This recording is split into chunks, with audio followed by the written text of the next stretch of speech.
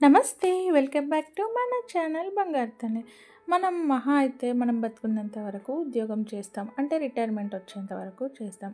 కానీ చనిపోయినా కానీ డ్యూటీ చేస్తున్న వీరుని గురించి మీకు తెలుసా? ఆయన సిపాయి, పేరు హర్భజన్ సింగ్.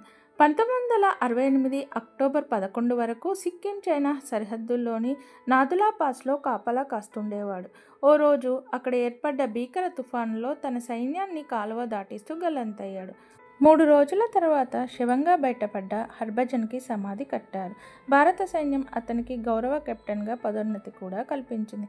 కానీ వింతగా హర్భజన్ సింగ్ రాబోయే శత్రు సైనికుల దాడి గురించి, ప్రకృతి విపత్తుల గురించి కల్లోకొచ్చి చెప్తున్నారన్న నమ్మకం అక్కడి సైనికుల్లో ఏర్పడింది.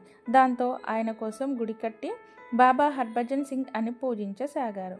ఉదయాన్నే సైనిక మర్యాదలతో యూనిఫామ్ని, బూట్లని ఆయన గుడిలోకి తీసుకెళ్లి సైనికులు సెల్యూట్ చేస్తారు.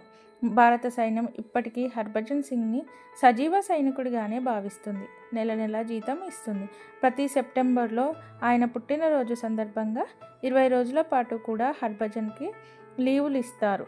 ఆ రోజు 3 సైనికులు ఆయన యూనిఫామ్ని తీసుకొని పంజాబ్కి వెళతారు. ఆయన కోసం రైల్లో ఓ బెర్త్ని ఖాళీగానే ఉంచుతారు.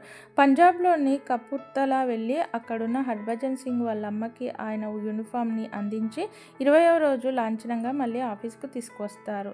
చనిపోయిన తర్వాత కూడా విధులు నిర్వహిస్తున్న ఈ జవాన్కి ఒక సల్యూట్ చేస్తూ నా వీడియో లైక్ చేయండి.